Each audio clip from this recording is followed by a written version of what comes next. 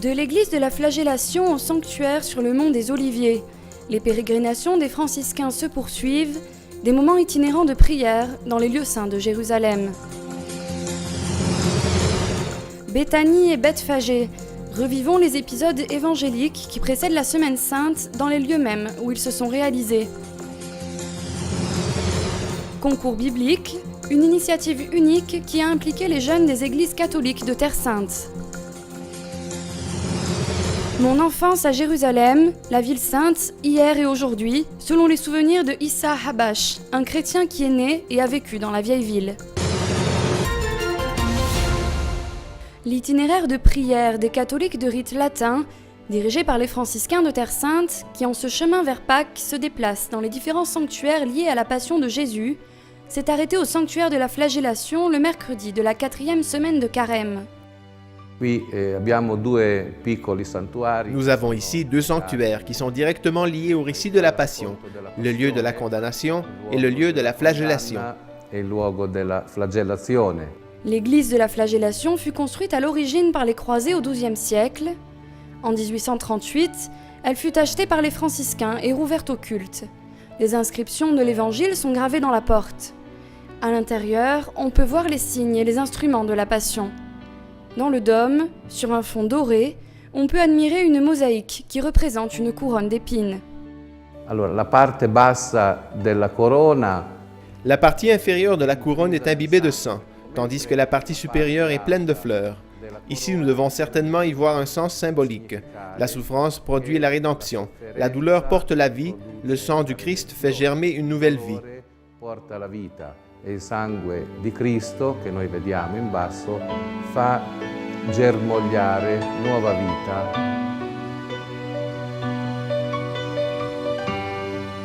Le sanctuaire de la condamnation fut reconstruit en 1904 sur les ruines d'une église de l'époque médiévale.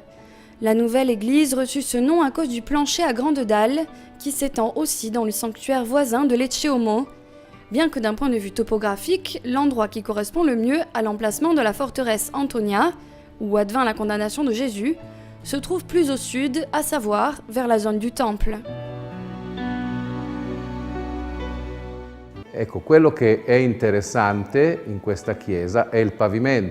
Ce qui est intéressant dans cette église est le plancher, identifié comme lithos rotos, le sol de pierre, en hébreu et en araméen, comme le dit l'évangile de Jean, Gabata, c'est-à-dire lieu élevé.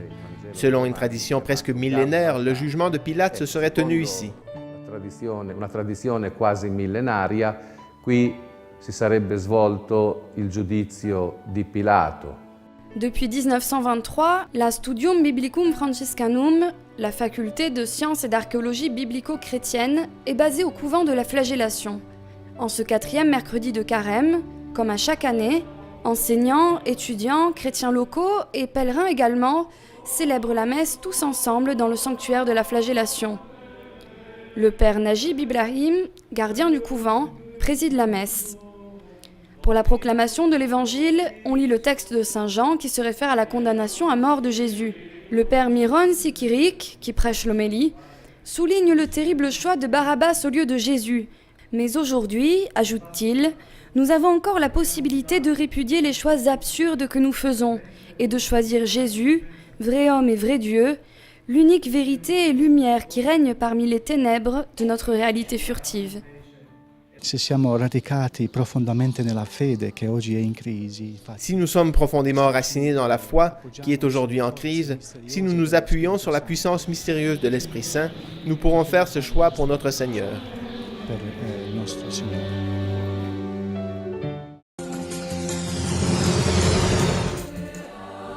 C'est un rite traditionnel qui a commencé à prendre forme au XIIIe siècle, lorsque les franciscains sont arrivés en Terre Sainte. Les frères se rassemblaient dans les lieux de Jésus et priaient avec toute la simplicité leur fondateur. Ce fut l'origine des pérégrinations, de ressentir continuellement l'exigence de s'identifier avec Jésus durant sa vie. C'est peut-être pour ça qu'il est écrit que les pérégrinations sont l'aspect le plus typique de la vie liturgique de la custodie de Terre Sainte.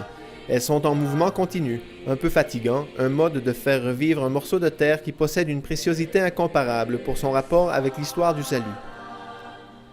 Les franciscains ont ainsi poursuivi jeudi matin leur chemin du carême, ayant commencé avec le Dominus Flevit, passant par Gethsémani jusqu'à Béthanie, le lieu où le Christ ramena Lazare à la vie.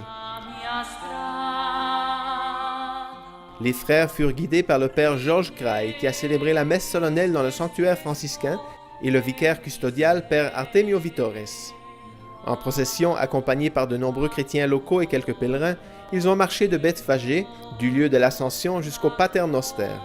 L'avant-dernière, avant le dimanche des Rameaux, cette pérégrination continue depuis des siècles à redonner un souffle de vie aux pierres.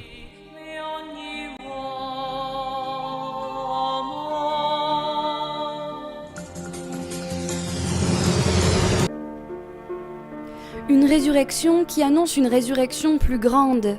Elle a eu lieu ici, à Béthanie. C'est le lieu où le Seigneur pleura la mort de son ami Lazare et le ressuscita.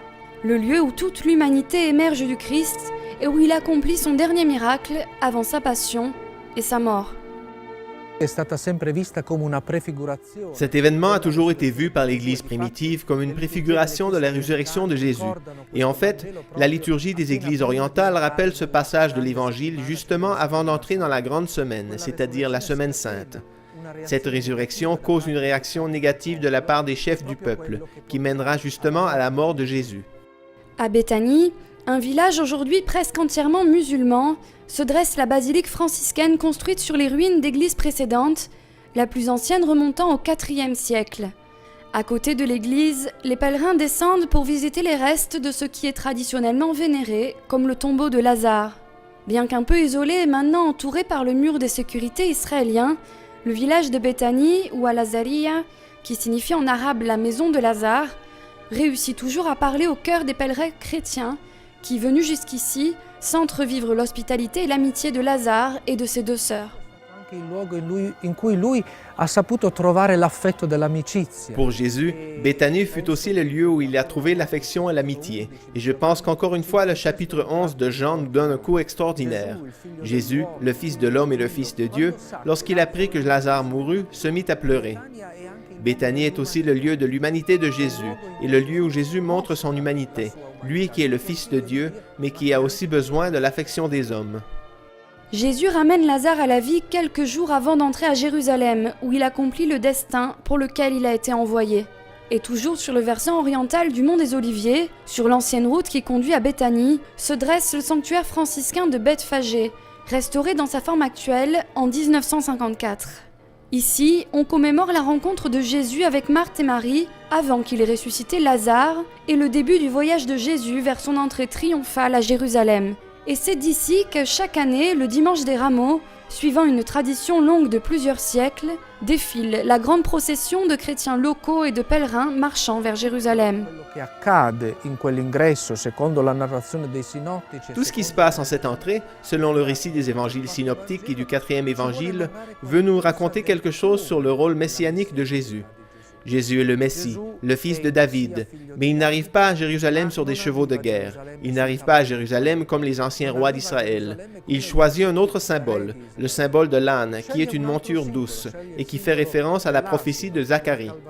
Et donc, par ce geste, il nous indique également quel genre de Messie il est venu nous montrer et quel Messie Dieu a envoyé. È venuto a mostrare e quale Messia Dio ha pensato che lui fosse. 2011, année de la Bible. Ainsi l'a proclamé en octobre dernier le synode du Moyen-Orient. En cette occasion, les évêques ont promu des rencontres bibliques, méditations sur la parole et de nombreuses autres initiatives dans le but de faire connaître à tous l'Ancien et le Nouveau Testament. Et parmi tous ces moments, ne pouvait pas manquer un vrai concours biblique. À Nazareth, dans l'école catholique administrée par les franciscains, tous les étudiants ont essayé de répondre aux questions sur l'écriture avec des prix divers offerts aux plus grands experts, même si l'objectif, explique le père Abdelmassir, va bien au-delà. Il y a des élèves qui ont décidé de continuer à lire la Bible, et c'est le but final de ce concours, de s'habituer à lire la Bible et l'Évangile. On a donné une Bible et un chapelet à tous les participants, parce que ce concours n'est pas un point d'arrivée, mais un nouveau départ. Et on ressent la satisfaction dans les paroles de cet enseignant, convaincu des excellents résultats du concours. Tout se déroule bien.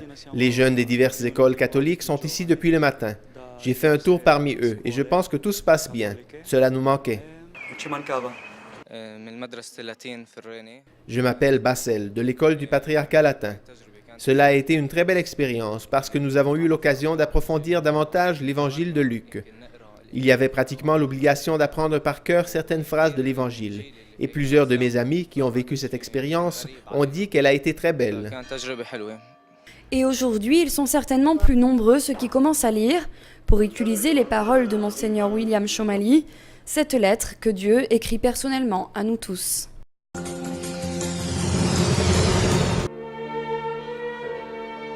Voici la vieille ville, située dans le cœur de Jérusalem. Aujourd'hui faisant partie du patrimoine de l'UNESCO, elle conserve tout le charme de l'époque ottomane.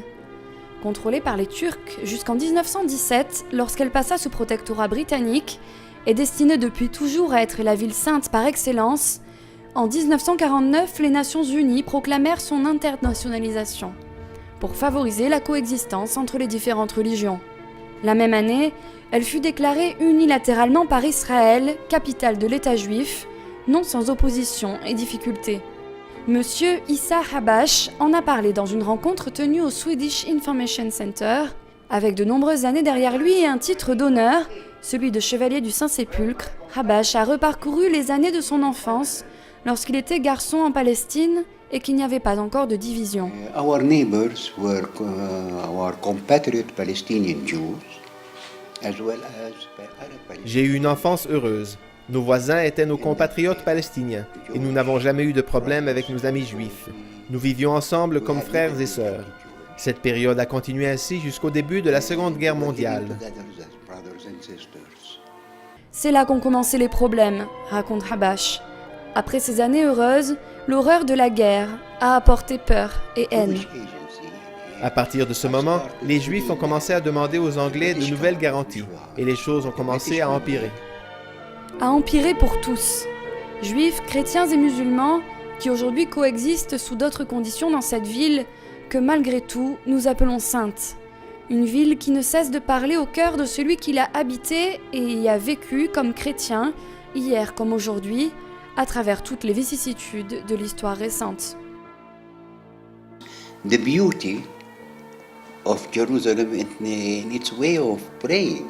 La beauté de Jérusalem est sa manière de prier. Et Jérusalem n'est pas seulement le Saint-Sépulcre, ou le mont des Oliviers, ou la Via Dolorosa. C'est toute la vieille ville en général. C'est la ville sainte parce que notre Seigneur a marché sur ses pierres. Il a prêché, il a respiré. La ville sainte est sacrée pour moi. C'est l'opinion des chrétiens de ce pays. So, this is it. For me, the whole city is sacred to me. That's what the opinion of the Christians in this country. Et cela importe peu si nous sommes plus ou moins nombreux. Bien sûr, maintenant, nous sommes une minorité, c'est vrai, mais cela reste la terre de notre Seigneur. N'est-ce pas pour cela que nous l'appelons la ville sainte? La présence chrétienne ici est encore assez forte, au moins pour ce qui est de son profond sentiment de foi. From feeling, from belief.